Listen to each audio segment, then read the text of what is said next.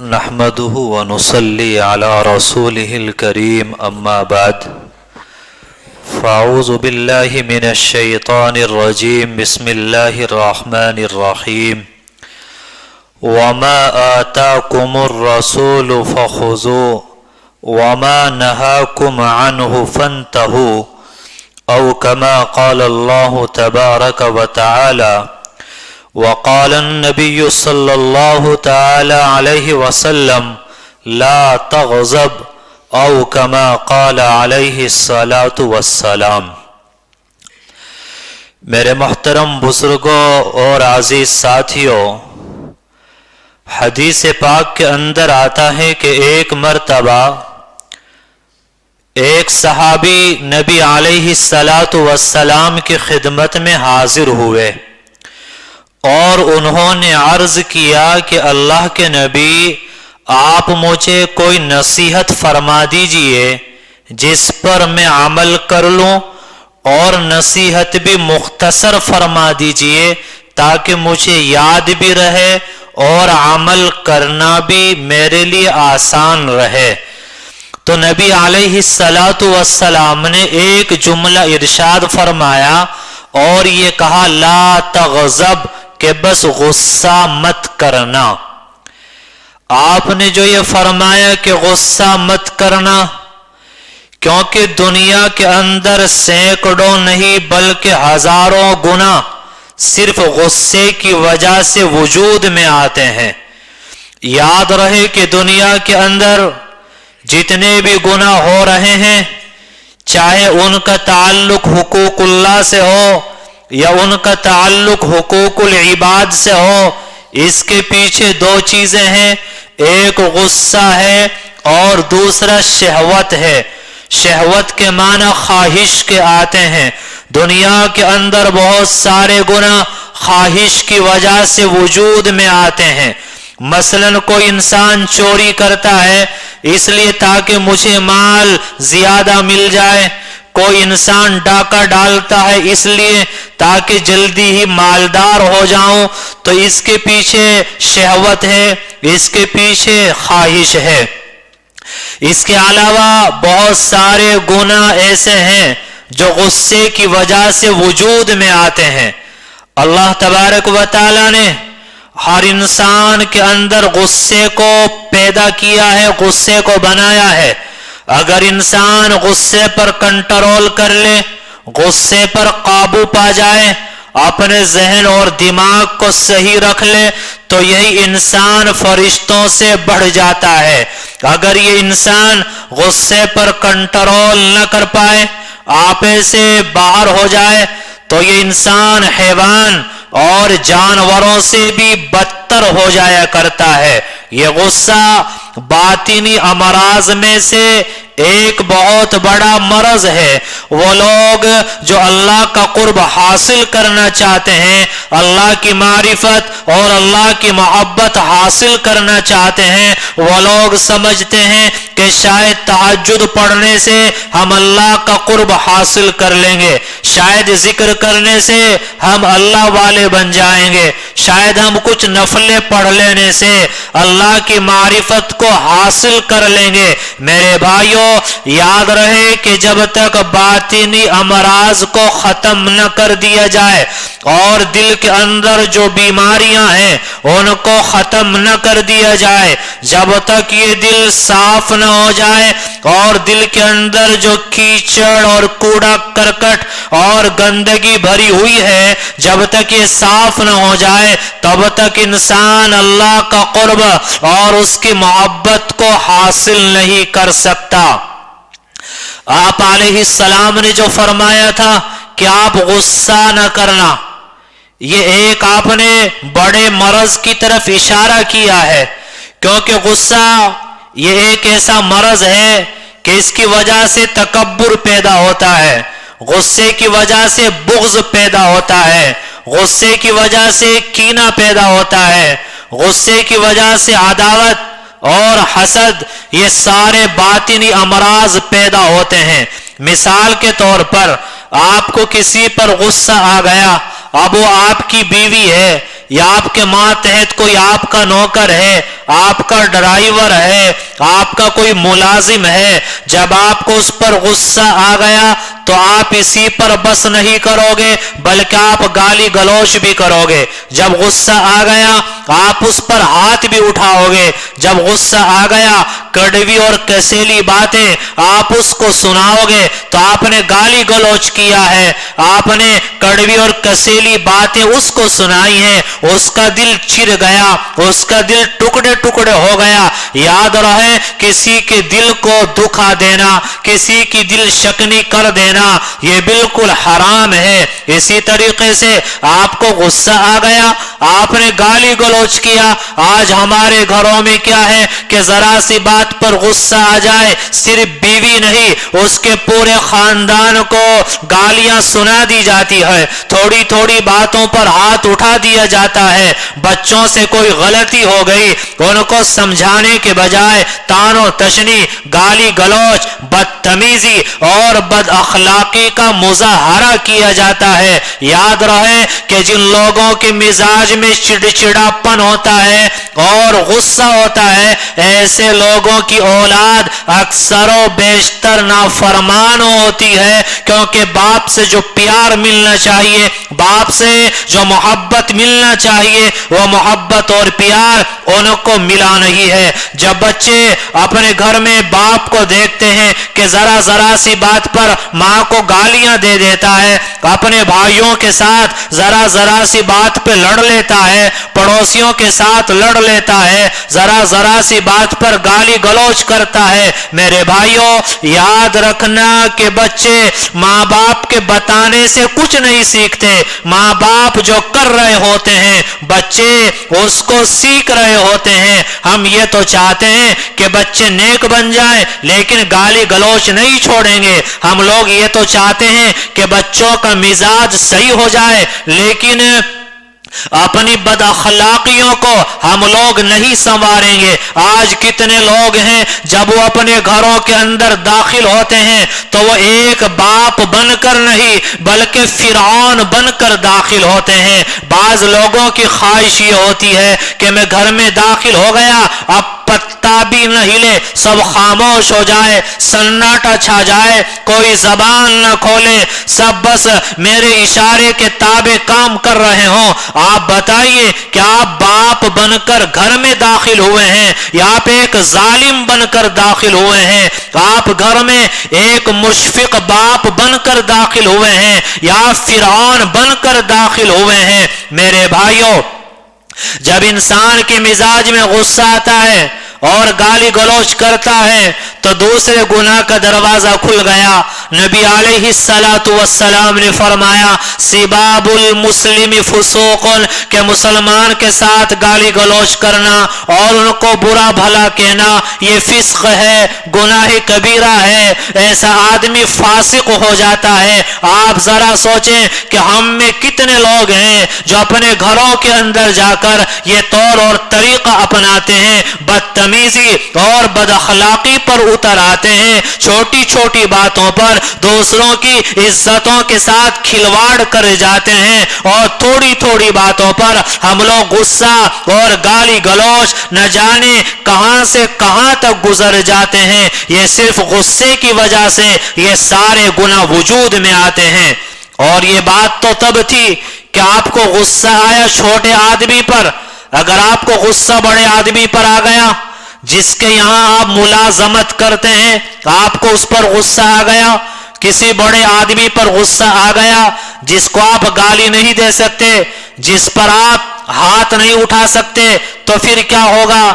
اس کے چلے جانے کے بعد آپ اس کی غیبتیں کریں گے، آپ اس کی برائیاں کریں گے۔ اور غیبت کیا ہے؟ نبی علیہ السلام نے فرمایا الغیبت اشد من الزنا، کہ غیبت کرنا یہ زنا سے بڑا گناہ ہے، نفلیں تو پڑھی جائیں گی، تسبیحات تو پڑھی جائیں گی، لیکن غیبتیں اور چغلیاں اور کینہ اور بدگمانیاں اور بغض و عداوت، ان تمام باطنی امراض سے ہم لوگ اپنے دل کو صاف نہیں کر پائیں گے۔ تو غصہ کیا، وہ غیبتیں شروع ہو گئی، اور غیبتوں کے بعد میں جب وہ چلا گیا تو دل کے اندر جذبات آ رہے ہیں کہ میں اس سے بدلہ لوں اور اس کا چہرہ نوچ لوں، اس کو نقصان پہنچا دوں، یہ کینہ ہے۔ تو غصے کی وجہ سے یہ کینہ بھی پیدا ہو گیا۔ اس کے بعد اگر آپ کو پتا چلے کہ فلاں کا نقصان ہو گیا، فلاں کو پریشانی لاحق ہو گئی،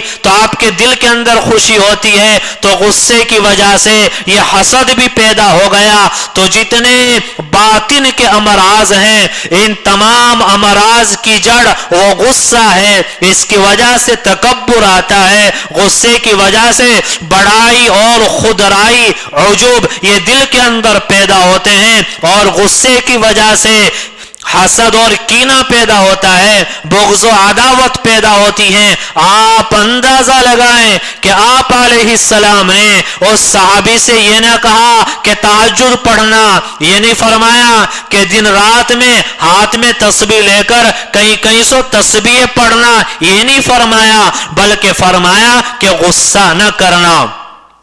اس موضوع کو منتخب کرنے کی ضرورت اس وجہ سے پیش آئی ہے کہ آج ہم لوگ یہ چاہتے ہیں کہ اپنے اعمال کے ذریعے، اپنی نفلوں کے ذریعے، اپنے نیک اعمال کے ذریعے ہم اللہ کو پالیں گے۔ میرے بھائیوں، جب تک یہ باطنی امراض اور دل کا یہ کیچڑ اور دل کی برائیاں اور دل کے اندر جو یہ بدبو اٹھی ہوئی ہے، جب تک یہ چیزیں صاف نہ ہو جائیں، تب تک اللہ اس دل میں نہیں آ سکتے، اللہ کی تجلیات نہیں آ سکتی، انسان کے اس دل کو اللہ تب تک قبول نہیں فرما سکتے۔ یہی وجہ ہے کہ پہلے زمانے میں اگر کوئی بزرگوں کے پاس اور اللہ والوں کے پاس اپنی اصلاح کرانے کے لیے جاتا تو اللہ والے ان کو وظائف اور تسبیحات بتانے سے پہلے ان کی باطنی بیماریوں کا علاج کرتے تھے۔ غصے پر قابو کرنا، غصے پہ کنٹرول کرنا، یہ ساری چیزیں ان کو سکھائی جاتی تھی۔ آپ کو گنگو کا ایک واقعہ بتلائی دیتا ہوں۔ میلے کی سڑک پر جاتے ہوئے آخر کی طرف ایک مزار آتا ہے جو شاہ ابو سعید گنگوہی رحمت اللہ علیہ کا مزار ہے، جو شیخ عبد القدوس گنگوہی رحمت اللہ علیہ کے پوتے ہیں۔ ان کا واقعہ ذکر کیا گیا ہے کہ جب شیخ عبد القدوس گنگوہی رحمت اللہ علیہ کا انتقال ہو گیا، یہ اس زمانے کی بات ہے کہ جب گنگو کا فیض پورے عالم کے اندر پھیل رہا تھا اور لوگوں کے قلوب کے اندر اللہ کے عشق اور محبت کی سرزمین گنگو سے ایک آگ لگی ہوئی تھی۔ وہاں دنیا آ رہی تھی، فیض اٹھا رہی تھی، دنیا جا رہی تھی، لیکن شاہ ابو سعید نے اس وقت کو غفلت میں گزار دیا اور سستی میں گزار دیا۔ جب شیخ عبد القدوس گنگوہی کا انتقال ہو گیا، اب تھوڑی بیداری آئی، اب ہوش آیا، اب سوچا کہ ہمارے گھر میں لوگ آیا کرتے تھے، اصلاح کرا کے جایا کرتے تھے، ہمارا گھر اس نعمت سے خالی ہو گیا، یہ دولت ہم سے چلی گئی، یہ نعمت تو ہمیں حاصل کرنا چاہیے۔ چنانچہ پتہ چلا کہ بلخ کے اندر ایک بہت بڑے بزرگ ہیں اور اس نے شیخ عبد القدوس گنگوہی سے اپنی اصلاح کرائی ہے اور ان کی امانت ان کے پاس میں ہے۔ چنانچہ گنگو سے سفر کیا اور بلخ پہنچے۔ جب ان بزرگ کو پتا چلا کہ میرے شیخ کا پوتا وہ میرے سے ملاقات کے لیے آ رہا ہے، تو اپنے مریدین کو اور خادموں کو لے کر شہر سے باہر آ گئے، ان کا استقبال کیا، اپنی مسند پہ بٹھایا، شاندار کھانے کھلائے، اعزاز و اکرام کیا۔ एक दिन गुजरा, 2 दिन गुजरे, 3 दिन गुजर गए तो शाह अबू सईद गंगोही रहमतुल्लाहि अलैहि ने उन बुजुर्ग से कहा कि हजरत मैं आपके पास अपनी इस्लाह कराने के लिए आया हूं और मैं आपके पास इसलिए आया कि जो अमानत आप मेरे दादा के पास से लेकर आए थे आप वो अमानत मुझे दे दीजिए, आप मुझे भी कुछ सिखा दीजिए। फरमाया कि अच्छा अमानत लेने के लिए आए हो, इस्लाह के लिए आए हो तो मसनद पर बैठकर इस्लाह नहीं होती, इसके लिए तो आपको कुछ करना पड़ेगा। चुनांचे वजीफा नहीं बताया, तस्बीह नहीं बताई। वो बुजुर्ग जानते थे कि बुजुर्गों की जो औलाद होती है उनमें नजाफत होती है, तहारत और पाकीज़गी होती है, लेकिन इसके साथ साथ दिल और दिमाग के अंदर गुस्सा होता है, बड़ाई होती है, तकब्बुर होता है, तो पहले इस गुस्से का इलाज जरूरी है। चुनांचे हजरत ने फरमाया कि देखो वो हम्माम है, खेत में जाओ, लकड़ियां लाओ, कूड़ा करकट इकट्ठा करके लाओ और लोगों के लिए आग जलाकर पानी गर्म करो, वही तुम्हारी चारपाई डाल दी जाएगी, वही तुम्हें 2 रोटी मिल जाया करेंगी, वही रहना, वही रोटी खाना, हम्माम में पानी गर्म करते रहना। अब कहां तो एजाज व इकराम, कहां तो मसनद पे बिठाया और कहां हम्माम के पास बिस्तर डलवा दिया, क्योंकि दिमाग को सही करना था। आजकल तो लोग बुजुर्गों के पास जाते हैं, अपनी इस्लाह कराने के लिए जाते हैं तो चाहते हैं कि हमें एजाज मिले, चाहते हैं कि बुजुर्ग साहब खड़े होकर हमसे मुसाफा करें, चाहते हैं कि हमें इज्जत दी जाए, चाहते हैं कि हमें अपने बराबर में बिठाया जाए। अगर 10-15 लोग बैठे हुए हों तो सबसे पहले जाते ही हमारी बात सुनी जाए, सबसे ज्यादा तवज्जो हमारी तरफ की जाए, जो हम बात कहें तो हमारी बात मानी जाए। याद रहे कि इस तरह दिल के अंदर कीचड़ बढ़ता है, बड़ाई बढ़ती है, तकब्बुर ज्यादा आता है। इस्लाह तो जो होती है जूतों में बैठकर इस्लाह होती है, और इस्लाह के जो तरीके हैं उन तरीकों से इस्लाह होती है। जो आदमी बुजुर्गों के और अल्लाह वालों के नाज और नखरों को बर्दाश्त न कर सके, याद रहे कि उसकी इस्लाह नहीं हुआ करती। यही वाकई आपको बतला रहा हूं कैसे इस्लाह की जाती है। चुनांचे वो हम्माम में आग झोंक रहे हैं, पानी गर्म कर रहे हैं, सोचे कौन, आम आदमी नहीं, शेख अब्दुल कुद्दूस गंगोही के पोते हैं और उन बुजुर्ग के शेख के पोते हैं। दिल में एहतराम इकराम है, लेकिन इस्लाह करनी है। चुनांचे जब एक जमाना गुजर गया तो जो भंगन सफाई के लिए आती थी उस भंगन से कहा कि जब आज कूड़ा लेकर जाने लगो तो इनके पास से गुजरना। चुनांचे वो भंगन कूड़ा लिया, उनके पास से गुजरी तो इनको गुस्सा आया और गुस्से में उसको डांट दिया, तुम्हें रास्ता नजर नहीं आता, तुम मेरे पास से गुजर रही हो, तुम वहां से नहीं जा सकती। भंगन ने जाके वाकया उन बुजुर्ग को बता दिया। उन बुजुर्ग ने कहा कि अच्छा अभी बड़ाई का कीड़ा और गुस्से का कीड़ा अभी खत्म नहीं हुआ। चुनांचे फिर कहा ड्यूटी निभाते रहे, पानी गर्म करते रहे। एक जमाना फिर गुजर गया। कुछ दिन गुजर जाने के बाद फिर भंगन से कहा कि आज फिर और करीब से गुजरना। जब वो करीब से गुजरी तो आज कहा तो कुछ नहीं, लेकिन गुस्से में बड़ी तेज निगाह से उसकी तरफ देखा। भंगन ने जाके बता दिया। बुजुर्ग ने कहा कि अच्छा अभी भी असरात बाकी हैं, अभी उनको उसी काम पर लगे रहने दो। एक अरसा फिर गुजर गया। कुछ दिनों के बाद भंगन से कहा कि आज उनके पास से गुजरना और कूड़ा उनके पास ठोकर लगने का बहाना करना और कूड़ा उनके पास डाल देना। चुनांचे भंगन पास से गुजरी, पांव उलझने का बहाना किया, सारा कूड़ा नीचे डाल दिया, कुछ उनके ऊपर भी डाल दिया। चुनांचे वो हजरत फौरन खड़े हुए, कहा कि बहन आपको चोट तो नहीं लगी, आपको तकलीफ तो नहीं हो गई, और टोकरी को रखकर कूड़ा अपने हाथ से भरना शुरू कर दिया। भंगन ने जाके पूरा वाकया बुजुर्ग को सुनाया तो फरमाया कि हाँ, जो बुत था गुस्से का वो बुत अब निकल गया है और वो बुत दिल से निकलकर चला गया है। चुनांचे अभी इम्तिहान खत्म नहीं हुआ। वो बुजुर्ग जो थे शिकार के शौकीन थे। याद रहे, शौकिया तौर पर कुत्ते को पालना जायज नहीं है, लेकिन शिकारी कुत्ते को पालना जायज है। वो शिकार किया करते थे, बड़े ताकतवर मोटे ताजे कुत्ते उनके पास थे। चुनांचे शिकार के लिए गए, कुत्तों की जंजीरें शाबू सईद को थमा दी और कहा कि कुत्ते तुम्हारे से छूट न जाएं।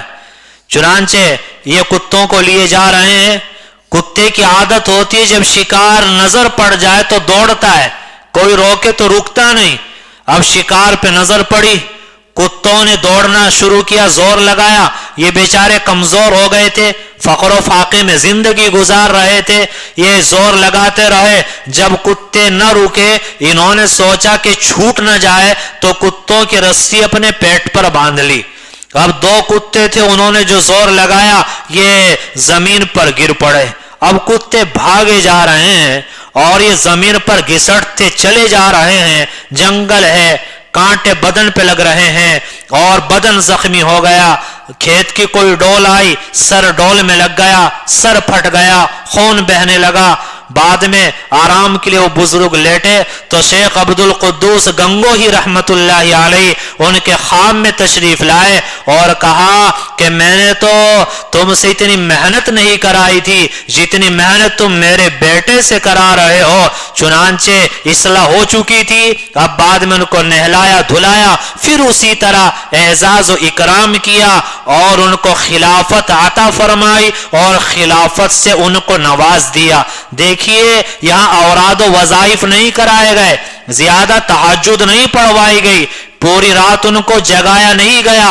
उनके अंदर असल मर्ज था गुस्से का। इस गुस्से को, मर्ज को खत्म किया गया और इस पर कंट्रोल किया गया, फिर दिल साफ हो गया। तो उन्होंने जो बुजुर्गों की एक अमानत होती है जिसको खिलाफत कहते हैं, वो इनके हवाले की और इनके सपुर्द फरमाई है। इमाम अबू हनीफा रहमतुल्लाहि अलैहि जिनको सब मानते हैं, जिनके फिक़ही कवाइद पर सब अमल करते हैं, याद रहे कि जो अल्लाह के महबूब और मकबूल बंदे होते हैं, जहां उनके चाहने वाले बहुत होते हैं, उनसे मोहब्बत करने वाले बहुत होते हैं, तो उनके हासिदीन भी बहुत होते हैं। कीना और बुग़्ज़ और अदावत रखने वाले भी बहुत होते हैं। जब अल्लाह किसी को बर्बाद करना चाहता है और बर्बादी की तरफ ले जाना चाहता है तो अपने नेक लोगों की नफरत अल्लाह उसके दिल में डाल दिया करता है और इस तरीके से अल्लाह आहिस्ता आहिस्ता उसको बर्बादी की तरफ लेके जाया करते हैं। चुनांचे इमाम अबू हनीफा रहमतुल्लाहि अलैहि इनके हासिदीन बहुत ज्यादा थे। एक मर्तबा आप रास्ते से गुजर रहे थे, आपका एक हासिद आया, आपको गालियां देना शुरू की। आप खामोशी से चलते रहे, वो आपको गालियां देता रहा। आगे जाकर एक रास्ता आया, दो राह। इमाम साहब को इस तरफ जाना था, उस आदमी को इस तरफ जाना था, तो इमाम साहब वहां खड़े हो गए और फरमाया कि भाई जितनी गालियां आपको देना है आप दे लें, मैं इसलिए रुक गया कि मैं इधर चला जाऊंगा, कहीं ऐसा ना हो कि आपके दिल में मलाल रह जाए कि मुझे तो और भी गालियां देना थी। जितनी गालियां देना है आप दे लें। मेरे भाई, ये बुजुर्गों की शान होती है।